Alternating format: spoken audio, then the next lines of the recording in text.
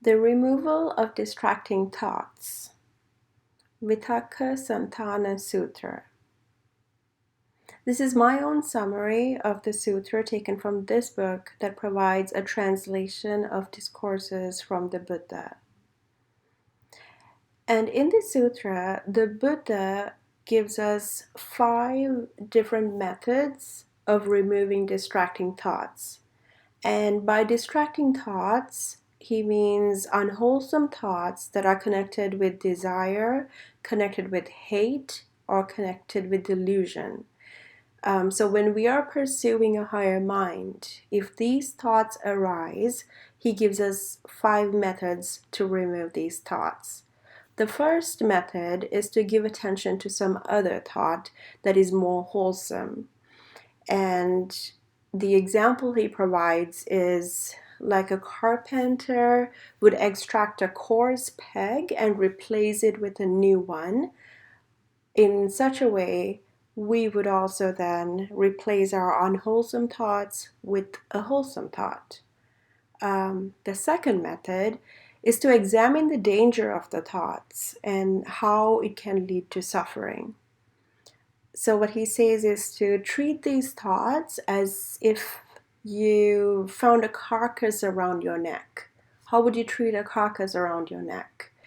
In that same method, just treat it, to look at it, the danger that the thoughts could bring, and treat it like a carcass. The third method is to try and forget the thoughts and don't give attention to them. Just like someone would shut their eyes and look away if there is something that they don't want to look at. In a similar manner, you would try to not give attention to those thoughts and to look away. The fourth method is to still the thought formation. And he compares this to a man who is running, and if he's running and he wants to slow down, so then instead of running, he walks.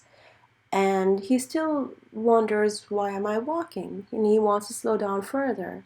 So then he stands still. And then he asks himself, why am I standing still?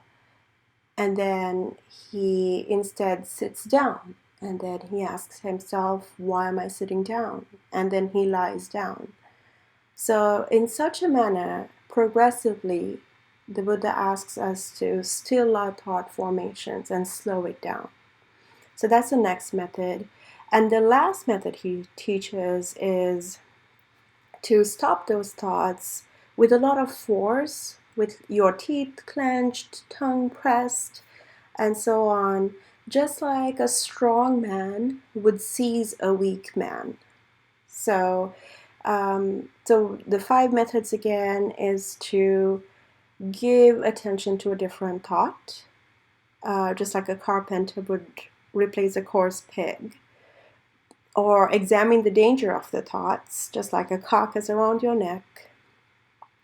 Forget those thoughts and don't give attention to them, just like you'd shut your eyes and look away. Still those thoughts, just like a man who's running would walk or sit or lie down. And then to use force, like with your teeth clenched and tongue pressed, just like a strong man would seize a weaker man.